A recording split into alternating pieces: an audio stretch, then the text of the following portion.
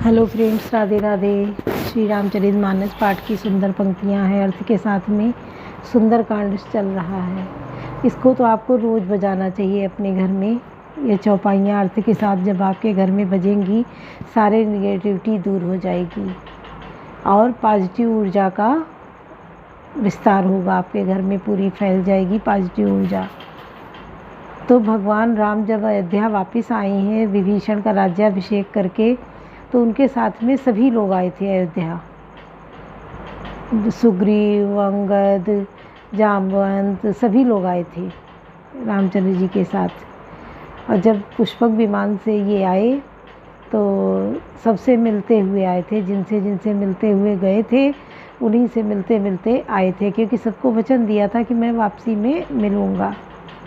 तो जब आए हैं वहाँ सब रुके हैं, नगर भर को सजाया गया है, उत्साह उल्लास है, सब नाच गा रहे हैं और सारे लोग राजमहल में ठहरे हैं।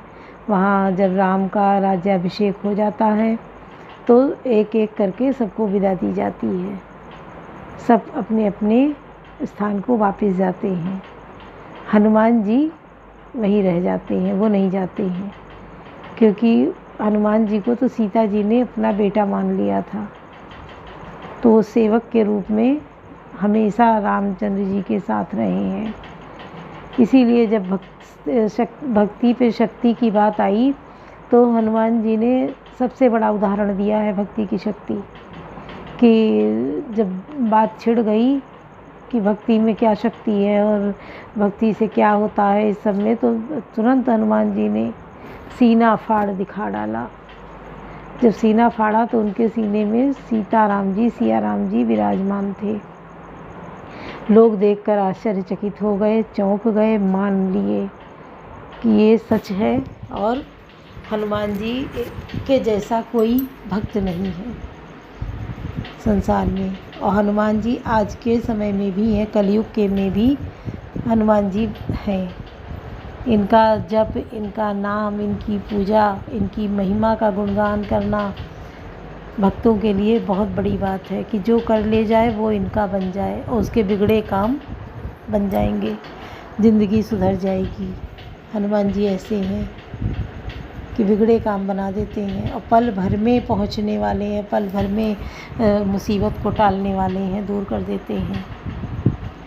तो और लोग भक्ति की शक्ति देखते भी हैं कि इनको मानते हैं। जो लोग आज भी लखनऊ में देखिए हनुमान सेतु पे एक से एक बड़े व्यापारी बिजनेसमैन हैं, पर क्या है, रोज़ सेवा देने जाते हैं वहाँ हनुमान सेतु मंदिर में।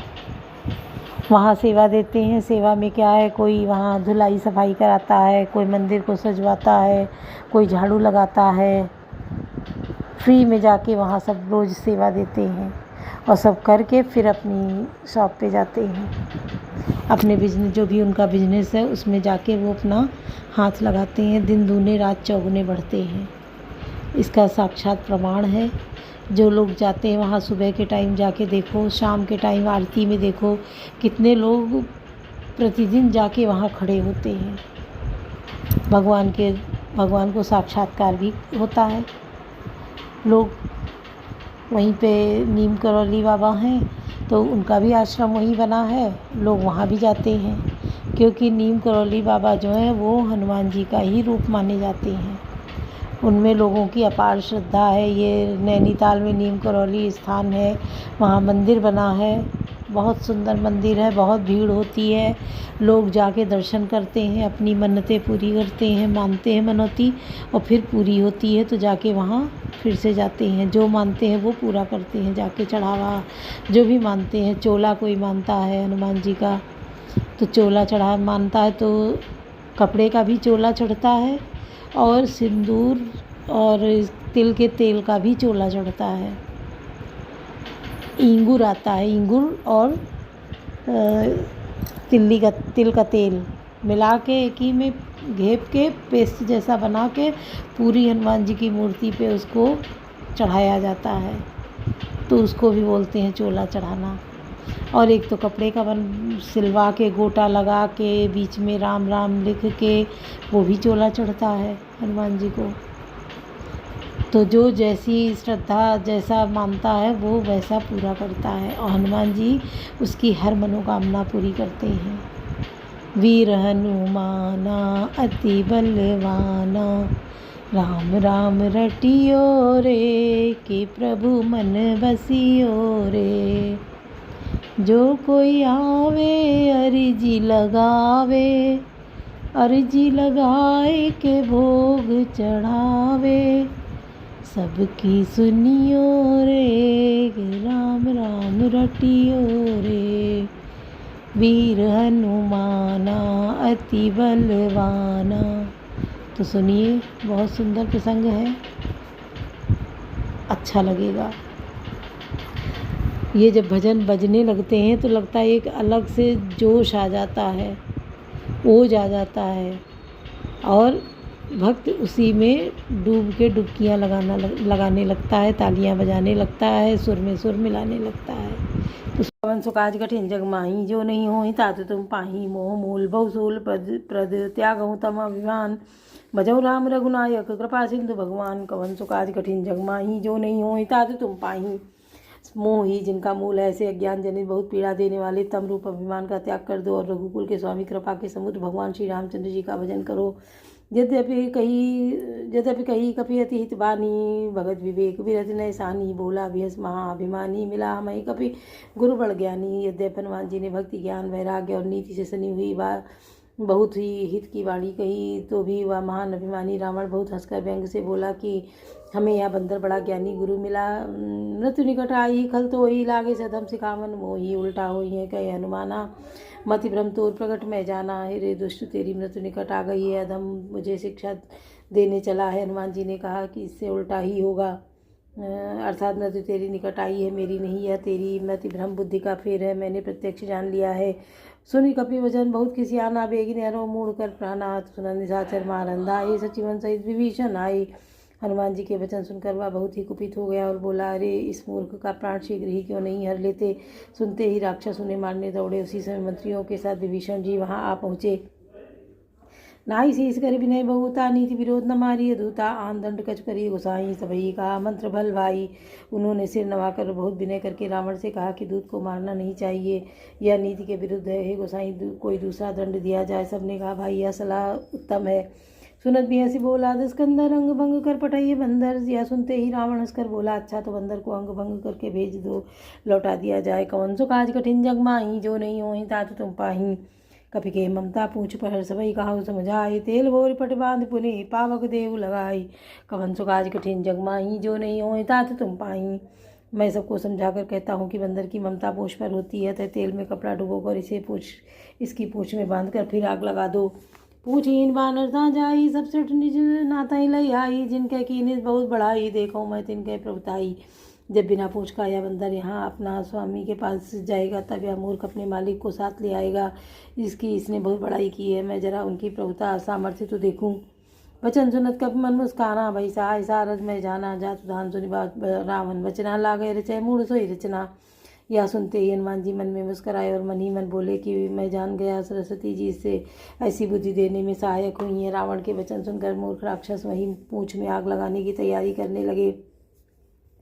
रहा नगर बसन घृत केला, तेला बाड़ी पूछ कीन कप केला। कौतुक कहाँ आए पुरवासी, मारे चरण करई बहु हासी। पूछ की लपेट में इतना कपड़ा और घी तेल लगा कि नगर में कपड़ा घी और तेल नहीं रह गया। हनुमान जी ने ऐसा खेल किया कि पूंछ बढ़ ही गई, लंबी हो गई। नगरवासी लोग तमाशा देखने आए, वे हनुमान जी के को पैर से ठोकर मारते हैं और उनकी बहुत हंसी करते हैं। बाजहीं ढोल दे सब तारी, नगर पेड़ पुन पूछ प्रजारी। पावक जरत देखे हनुमंता, भयो परम लघु रूप तुरंता। ढोल बजते हैं और सब लोग तालियां पीटते। हनुमान जी को नगर में फिराकर फिर पूंछ में आग लगा दी। अग्नि को जलते हुए देखकर हनुमान जी तुरंत ही बहुत छोटे रूप में आ गए। निबुक चढ़े हो कपि कनक अटारी, भई सभी निशाचर नारी। बंधन से निकलकर वे सोने की अटारियों पर जा चढ़े। उनको देखकर राक्षसों की स्त्रियां भयभीत हो गईं। कवन सो काज कठिन जग माही, जो नहीं होई तात तुम पाई। हरि प्रेरित ही अवसर चले मरुत 49, अट्टहास करी गर्जा कपिलक बाढ़ आकाश। कवन सो काज कठिन जग माही, जो नहीं होई तात तुम पाई।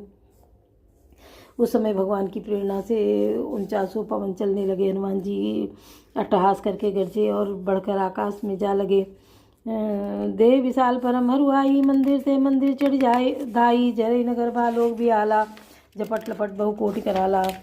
देह बड़ी विशाल परंतु बहुत ही हल्की फुर्ती लिए वे दौड़कर एक महल से दूसरे महल पर चढ़ जाते हैं। नगर जल रहा है, लोग बेहाल हो गए हैं, आगे की करोड़ों भयंकर लपटें झपट रही हैं। तात मातु सुने पुकारा, यही अवसर को हमें उबारा।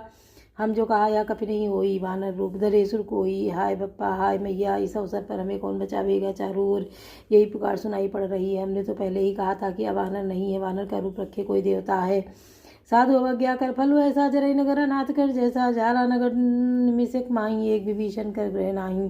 साधु के अपमान का यह फल है कि नगर अनाथ के नगर की तरह जल रहा है। हनुमान जी ने एक ही क्षण में सारा नगर जला डाला, एक विभीषण का घर नहीं जलाया। ताकर दूत अनल जय सिर जा, जरा न सोते कारण गिर जा। उलट पलट लंका सब जारी, कूद परा पुण्य सिंधु मजारी। शिव जी कहते हैं, पार्वती जिन्होंने अग्नि को बनाया, हनुमान जी उन्हीं के दूत हैं, इसी कारण वे अग्नि से नहीं जले। हनुमान जी ने उलट पलट कर एक ओर से दूसरी ओर तक सारी लंका जला दी। फिर वे समुद्र में कूद पड़े। कवन सुकाज कठिन जग माही, जो नहीं होए तात तुम पाही। पूछ बुझाई खोई श्रम, धरि लघु रूप भोर। जनक के आगे ठाड़ भयो कर जोर। कवन सुकाज कठिन जग माही, जो नहीं होए तात तुम पाही। पूछ बुझाकर थकावट दूर करके और फिर छोटा सा रूप धारण कर हनुमान जी श्री जानकी जी के सामने हाथ जोड़कर खड़े हुए। मात मोहि दीजय कछु चीना, जैसे रघुनायक मोहि दीना। चूड़ामणि उतार तब दयो, वर समेत पवन सुत लयो।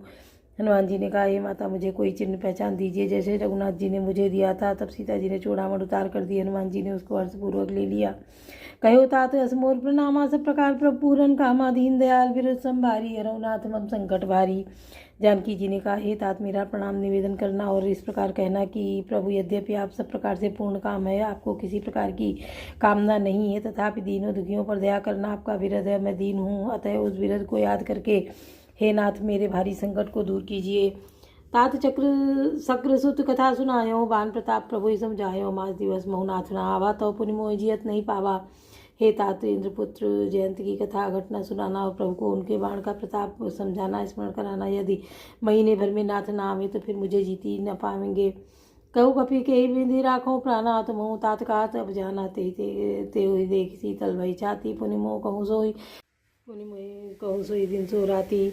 हे हनुमान, कहो मैं किस प्रकार प्राण रखूँ। हे तात, तुम भी अब जाने को कह रहे हो। तुमको देखकर छाती ठंडी हुई थी, फिर मुझे वही दिन वही रात। कौन सो काज कठिन जग माही, जो नहीं हो तात तुम पाई। जनक सुतहि समुझाई, करी बहुविध धीरज दीन। चरण कमल सिर नाई, कपि गमन राम पई कीन। कवन सो काज कठिन जग माही, जो नहीं हो तात तुम पाई। हनुमान जी ने जानकी जी को समझाकर बहुत प्रकार से धीरज दिया और उनके चरण कमलों में सिर नवाकर श्री राम जी के पास गमन किया। चलत महाधुनि गर्जस भारी, गर्भ समय सुन निश्चर नारी। नाग सिंधु यही पार आवा, सर्वत्र किलकिला कपिन सुनावा। चलते समय उन्होंने महाध्वनि से भारी गर्जना किया, जिसे सुनकर राक्षसों को स्त्रियों के गर्भ गिरने लगे।